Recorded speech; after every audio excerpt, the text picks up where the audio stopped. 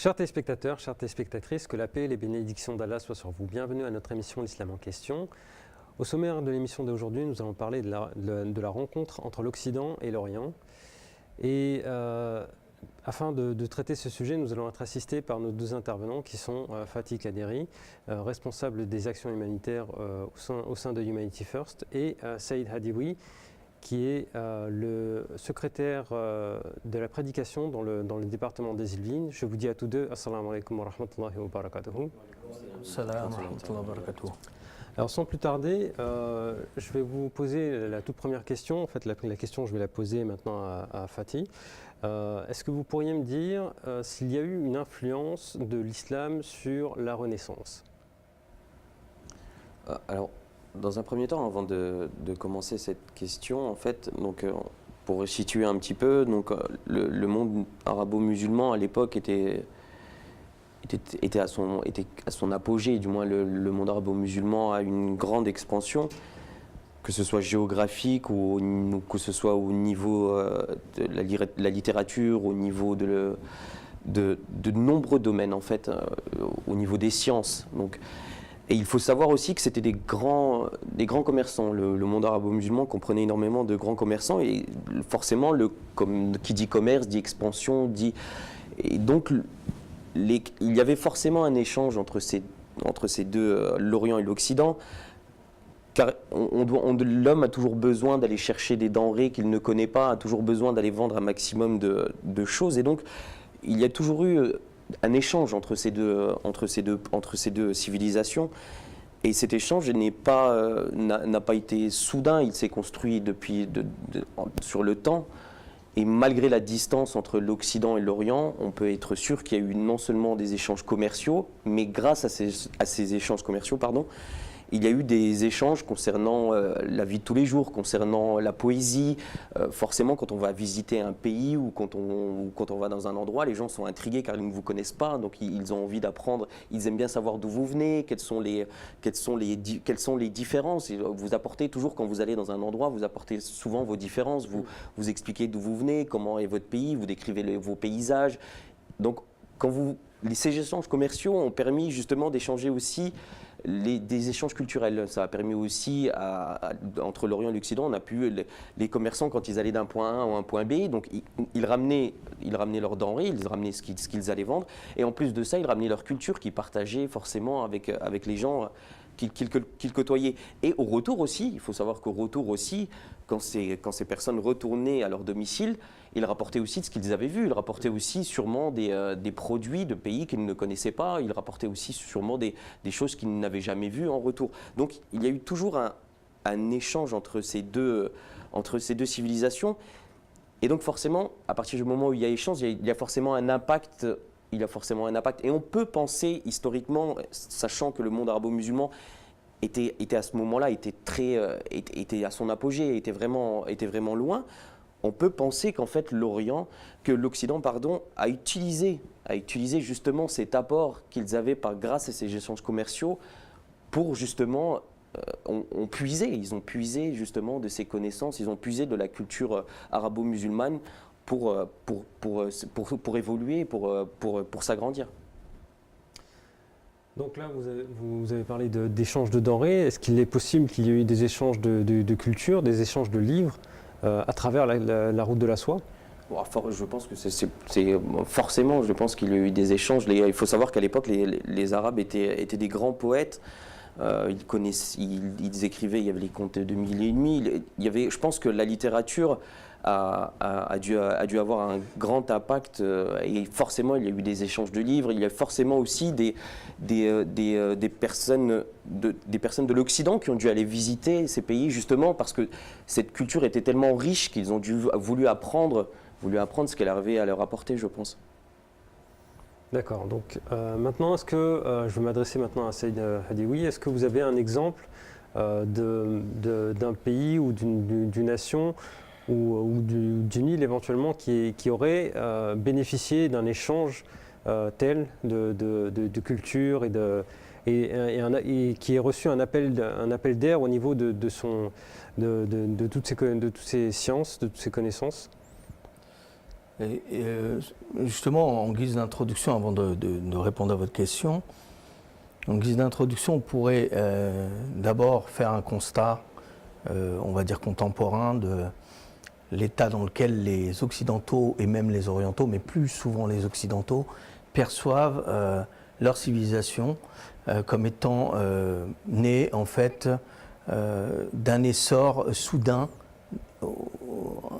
intra-européen, on va dire, parce qu'on parle du vieux continent, mais ça s'est étendu évidemment aux nations comme les États-Unis aujourd'hui ou d'autres pays d'Amérique latine ou autres. Déjà se poser le regard contemporain que nous avons par rapport à cet apport. Et effectivement, le constat qu'on pourrait avoir, c'est qu'il y a quasiment ou très peu de cas de pays qui sont dans une véritable reconnaissance de l'apport de la civilisation musulmane de l'époque du Moyen-Âge, du 8e siècle, on dirait, traversant le Moyen-Âge jusqu'à la chute en 1492.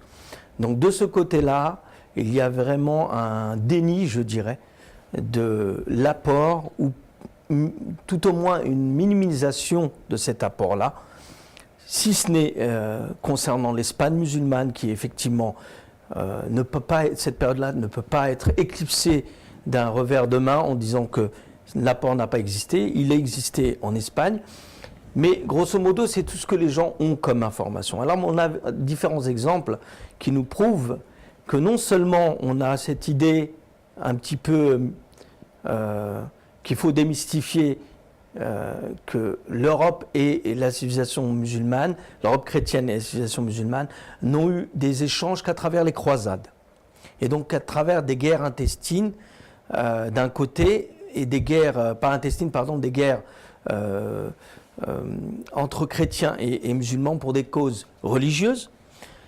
Et on oublie qu'en fait, même pendant ces périodes-là, pendant toute la durée des croisades, ou même avant, il y a eu un échange non seulement de culture intellectuelle, scientifique, littéraire, ou je ne sais quel domaine de la culture civilisation islamique, mais aussi un échange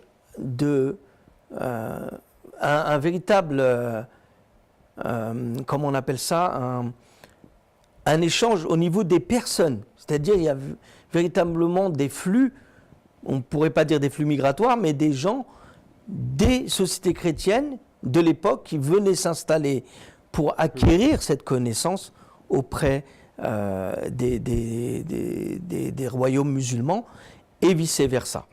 Alors comment ça s'est fait? Un exemple qui est très très parlant et qui est même, je dirais, l'exception en dehors de l'Espagne musulmane, c'est la Sicile. On parle beaucoup de la Renaissance italienne. La Sicile est l'exemple de cet échange constant et cet apport en profondeur qu'a amené la civilisation islamique à l'Europe. Et c'est d'ailleurs par cette porte-là que le savoir de l'Orient s'est transmis à l'Occident, d'abord et avant tout. Nous avons un exemple avec 2-3 personnages clés qui nous montrent en fait ces échanges et un mode de vie qu'avaient adopté même les rois chrétiens de cette île qui est la Sicile. Le premier exemple, c'est Constantin l'Africain, qui est très connu, qui est devenu moine par la suite, qui est très connu en fait dans le monde européen et dans le monde occidental, comme étant une des personnes les plus importantes de cette période, qui a apporté une influence et une contribution très importante dans la transmission du savoir des terres d'islam aux terres chrétiennes. Il vécut en 1065 jusqu'en 1085.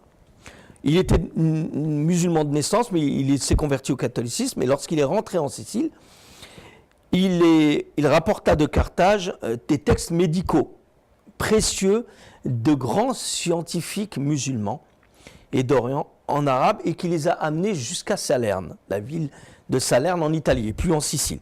Donc, et ça, vers les alentours de 1065, où, par l'intermédiaire d'un monastère qu'on appelle le monastère de Monte Cassino, qui est un grand monastère, ce qu'il faut savoir, c'est que les monastères furent en grande partie les endroits par lesquels la culture, le savoir étaient transmis à l'époque.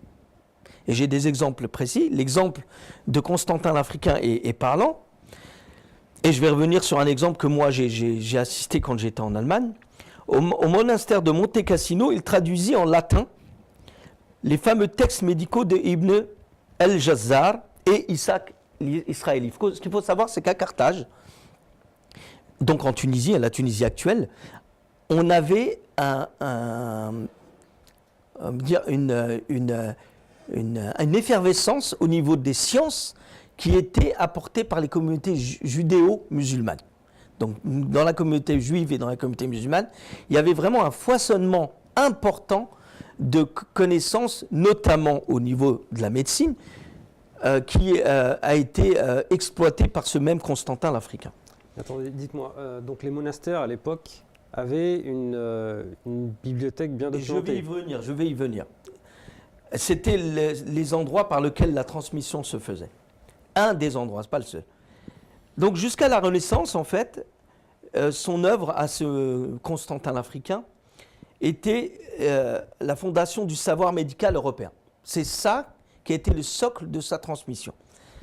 Il a traduit des textes orientaux en arabe, mais aussi du grec, et pour les imprégner dans la culture occidentale. Les scientifiques s'accordent à dire que pour la plupart du temps, ils ne citaient jamais les auteurs, qui étaient des auteurs musulmans. Oui. Certains scientifiques orientalistes ou occidentalistes disaient que non, c'est parce que, vu le contexte dans lequel l'Europe était, ils ne pouvaient pas transmettre ce savoir directement en prononçant les noms musulmans, mais ils devaient imprégner la culture occidentale de ce savoir sans faire mention de leur origine. Bon, ça, c'est controversé comme histoire, mais c'est en fait ce que disent certains chercheurs et historiens. Mais il a fait une production la plus importante qu'il a fait, c'est Kitab al-Kamil al-Sinna al-Tibbiya de Ali ibn Abbas, qu'on nomme en français Ali Abbas, en 994. Il a rebaptisé ce texte Panteni en latin. Panteni, pardon. Donc, c'est sous l'influence de cet homme une grosse partie du savoir de la médecine a été transmis via la Sicile à l'Europe tout entière. Ça, c'est une partie. Il y a un autre, et là, c'est le pendant un petit peu paradoxal de ce qu'on a eu en Espagne. On a en Sicile une situation complètement différente de ce qui s'est passé en Espagne plus tard, en 1492, parce qu'on connaît bien l'histoire de la prise et l'expulsion des musulmans et des juifs d'Espagne après la prise de Cordoue et la prise de l'Espagne, mais on connaît très peu ce qui s'est passé en Sicile. En Sicile, les musulmans sont restés 2 siècles, de 1065 à 1190 à peu près. Donc dans cette période en fait de 2 siècles, à peu près, les musulmans ont fait un apport qui va de soi, qui était naturel, d'apport de tolérance entre les communautés religieuses, de développement des sciences, des savoirs, etc., qui était courant dans les terres d'islam. Mais une chose qui est très intéressante, c'est lorsque les musulmans ont été vaincus en Sicile 2 siècles après, ce sont les rois normands qui ont pris la relève, non seulement au niveau de l'autorité, mais qui ont amplifié le phénomène de la mixité intellectuelle et l'apport, et d'encourager l'apport civilisationnel de l'Orient vers l'Occident. Et j'ai des exemples précis. Il y a El-Idrissi qui est travaillé sous le patronage du roi Roger II, qui est un roi normand, qui régnait à cette époque-là. Et il faisait souvent appel à cet homme-là. El-Idrissi est un des plus grands géographes, et même un des plus grands qui est connu en fait dans le monde islamique. Donc le roi Roger II en fait se référait souvent aux savants musulmans plus qu'aux moines chrétiens. Et d'ici, en fait, tout le savoir de la géographie et de la cartographie qui a été développé plus tard de manière moderne est issu de cette période-là et issu de cet apport-là de El Idrissi. Donc, par l'intermédiaire et sous le patronage des rois normands, la Sicile a encouragé et a fait fleurir une véritable révolution spirituelle, culturelle, intellectuelle, littéraire au sein dans la Sicile, où on a développé aussi la tolérance religieuse, où on laissait les musulmans vivre avec les chrétiens, comme c'était le cas, à la différence de ce qui s'est passé à Cordoue lorsque les chrétiens ont pris l'ascendance sur les musulmans. Et je reviens donc à notre histoire de monastère. Il y a un incident qui me rappelle justement cette histoire du monastère de Monte Cassino avec Constantin l'Africain. C'est qu'une fois, en 2012, j'étais, pour des raisons professionnelles, à Munich et j'étais dans une bibliothèque qui était une plus grande bibliothèque d'État de Munich, où il y a eu une exposition en fait, de l'apport islamique en Europe, et plus particulièrement en Allemagne. Et j'étais surpris de voir que les Allemands redécouvraient en fait l'apport de la civilisation que l'islam leur avait apporté en Europe. Et dans cette exposition, on a montré que historiquement, avec différents instruments, objets, livres à l'appui, dans l'exposition, qui montraient en fait que le savoir de la culture d'Orient a été transmise en Allemagne par les monastères allemands.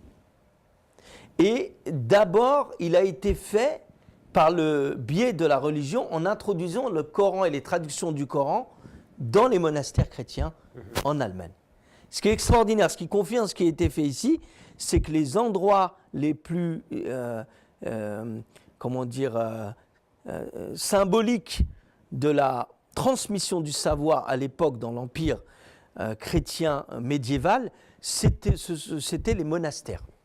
Donc de là, en fait, ont été traduits énormément d'ouvrages de tout type de disciplines scientifiques, intellectuelles, littéraires, venus de l'Orient, de la Grèce, de différents endroits qui ont été transmis par le biais des savants musulmans. Et là, ça nous ramène en fait à un exemple où même les rois normands, en Sicile, avaient des coutumes parler arabe. Il y a Roger II, William Ier, William II, qui étaient tous des rois normands qui se sont succédés, et tous avaient cette particularité, avec pour certains la connaissance de plusieurs langues, non seulement la faculté, la capacité de parler l'arabe, de transmettre et de faire circuler la connaissance en arabe, mais aussi de battre monnaie avec des inscriptions en arabe, ce qui était le cas en Sicile. Donc on voit que la Renaissance italienne s'est faite par la porte de la Sicile, via plus bas dans le sud, par Carthage en Tunisie, et que cet élan de révolution intellectuelle qui a amené plus tard à la Renaissance italienne, puis à l'époque des Lumières en France, s'est faite et n'a cessé de grandir et a été d'une influence qui a été de plus en plus crescendo en avant vers une généralisation à toute l'Europe de cette connaissance venue d'Orient. Donc vous voyez que c'est beaucoup moins séparé qu'on le dit, c'est-à-dire il n'y a pas une connaissance ou une civilisation qui est née de nulle part. Au contraire, la civilisation chrétienne, avec cet exemple, ça devrait suffire. La civilisation chrétienne, comme on la connaît, le développement des révolutions industrielles plus tard, mais avant le développement de l'époque des Lumières et la Renaissance italienne, d'abord dans la Renaissance italienne par la porte de la Sicile, c'est fait sur les ruines de l'empire de la connaissance scientifique, culturelle, intellectuelle de l'empire musulman. C'est très intéressant de constater qu'à cette époque-là, il y avait l'enseignement religieux et aussi il y avait l'enseignement séculaire dans les monastères. Je trouve ça, enfin pas l'enseignement, mais les manuels étaient disponibles dans un Il y a une milieu. réponse à ça. Il y a une réponse à ça, j'ai oublié d'en parler. La réponse, elle est que les personnes qui étaient les plus cultivées étaient les religieux. Il faut le savoir. Dans l'époque médiévale, il était de très mauvais ton de pouvoir lire et écrire, savoir lire et écrire, jusqu'à une période beaucoup plus avancée que, bien sûr, quand on dépasse la période de Moyen-Âge, on voit que les centres de la culture et de la connaissance littéraire étaient quasi la propriété des ecclésiastiques. Ça me fait penser aussi au madrasa où dans les mosquées, juste à côté, juxtaposé, était une école et on enseignait aussi les sciences séculaires. Je trouve ça vraiment intéressant. Vous vouliez rajouter quelque chose, Fatih? En fait, implicitement, on peut se rendre compte, sans connaître vraiment les détails l'ensemble des détails que nous a proposé Saïd, on peut connaître à peu près cette histoire. C'est parce que quand on revoit en fait ce qui s'est passé à l'époque et quand on va à l'école classique en France par exemple, on nous inculque, en fait, on nous fait comprendre que historiquement à l'époque le clergé avait une grande importance. Le clergé donc et on a vu le sort de nombreux savants, de nombreuses personnes qui ont trouvé quelque chose. On a vu le sort que leur a réservé l'Église. Il y a de nombreux Galilée. On connaît. Et contrairement à l'Église, contrairement à la civilisation chrétienne, en islam, on n'a pas ce problème-là. On n'a pas ce problème-là où les scientifiques vont avoir une certaine liberté malgré la religion. Les imams ou les personnes ayant de la connaissance au niveau religieux ne vont pas empêcher ces savants, ne veulent pas empêcher ces scientifiques de découvrir des choses, bien au contraire. Justement, l'islam va permettre à ces personnes justement de découvrir un maximum de choses. Et c'est de là qu'on se rend compte en fait que forcément, oui, l'Orient a eu un impact et l'Orient a commencé à avoir en premier, à découvrir des choses, car l'islam a permis à ces savants, leur a donné en fait les moyens, leur a donné l'ensemble des outils pour leur dire, malgré notre religion, oui, scientifiquement, nous on peut découvrir des choses. On est amené, le Coran nous a permis, nous dit justement, instruisez-vous, essayez de comprendre le maximum de choses, regardez dans le ciel, regardez comment ça se passe. C'est que notre religion, elle nous donne cet outil, elle nous dit que ne restez pas là, juste là, comme ça. Il faut aller découvrir les choses. Il faut scientifiquement aller découvrir comment ça se passe. Il faut aller voir d'autres pays pour voir comment les choses se font. Alors, de 5 ans là-dessus, sur le fait de voyager, exactement. Parcourir la Terre. Alors que, justement, à l'ère chrétienne, à l'époque en Occident, le savant, il n'était pas libre, il pouvait pas dire oui, je pense que non, il devait aller voir, il devait avoir l'accord avant.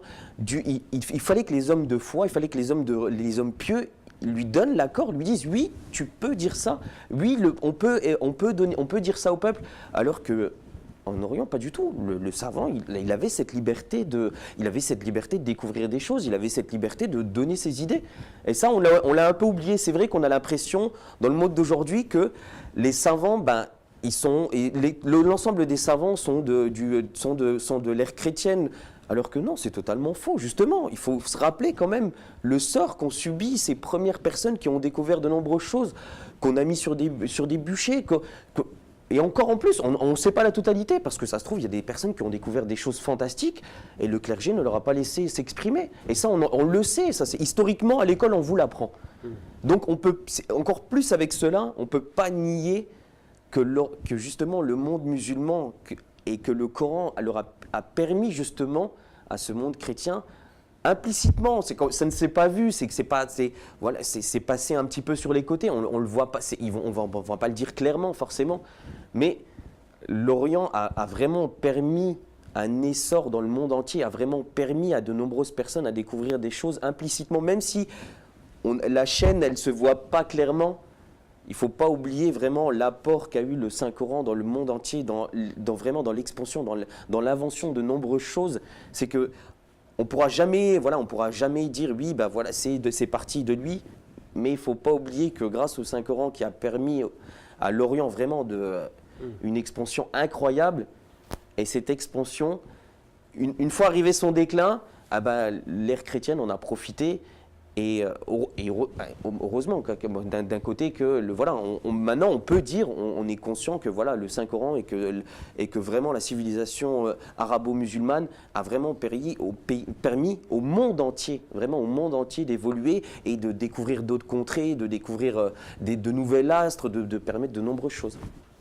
Alors maintenant, Saïd Hadiwi, est-ce que vous pourriez éventuellement nous introduire brièvement une prophétie, s'il y en a une, sur ce déroulement des événements, sur l'apport... Il y en a plusieurs. Moi, je vais juste brièvement reprendre ce que dit notre frère Fatih, c'est que effectivement, il ne faut pas oublier que dès le début de la naissance de l'islam, le prophète Mohammed sallallahu alayhi wa sallam a mis l'accent sur le fait que c'est un devoir pour chaque musulman et a fortiori musulmane, de faire l'acquisition du savoir. Et ce qui a été le cas de tous les califes qui se sont succédés, qui se faisaient une fierté pour leur prestige personnel de mettre en avant ou pas de sponsoriser en fait et faire des mécénats pour valoriser la recherche scientifique.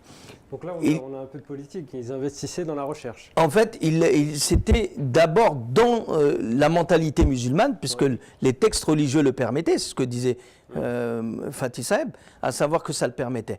Mais il y a autre chose, c'est que tout cela montre que, bien sûr que l'Occident, on en a profité, s'est fait, en fait, une santé sur les ruines de l'Empire musulman. Mais il ne faut pas oublier une chose, c'est que tout ça a été annoncé, et il y a un hadith qui est très connu, que le prophète sallallahu alayhi wa sallam a fait présenter à ses compagnons un chrétien qui s'est converti et qui a fait un récit de l'arrivée de l'Antéchrist. Et cet ancien chrétien, c'est Tamim Dari, qui lui, radiallahu anhu, qui a raconté au prophète sallallahu alayhi wa sallam un songe qu'il a fait d'un voyage d'un mois de la Syrie jusque dans une île et jusqu'à cette île-là, d'un voyage d'un mois en bateau, où ils sont arrivés à cette île où ils ont vu une espionne qui leur a montré la direction où se trouvait l'Antéchrist dans un monastère. J'insiste bien sur le cas de monastère, ce qui symbolise bien... Le hadith parle d'une espionne et parle de monastère. Il dit vous trouvez l'Antéchrist dans le monastère. Ce qui montre que le monastère ici aussi a une clé. Est une clé. La clé quoi? C'est que l'hégémonie et la puissance chrétienne dans sa civilisation va passer par les monastères. Et monastère donc symbolise bien sûr la chrétienté.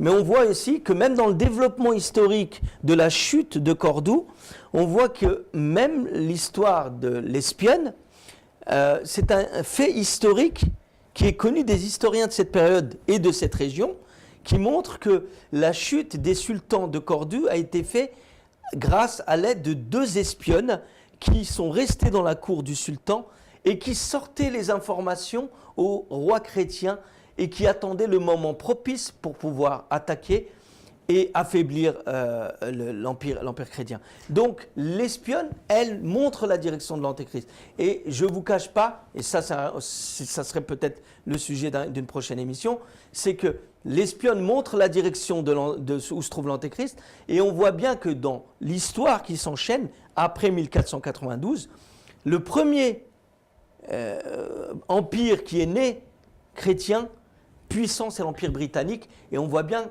qu'on nous parle de cette île, et donc c'est le premier empire qui a conquéri le monde et qui s'est fait le fer de lance de l'ensemble de l'hégémonie occidentale chrétienne sur le monde. Eh bien, sur cette note, je vais vous laisser, malheureusement, et je vous invite à nous rejoindre sur une prochaine émission afin de connaître le nom de ces deux espionnes mystérieuses. Je vous dis à bientôt pour une nouvelle émission. Assalamu alaikum wa rahmatullahi wa barakatuh.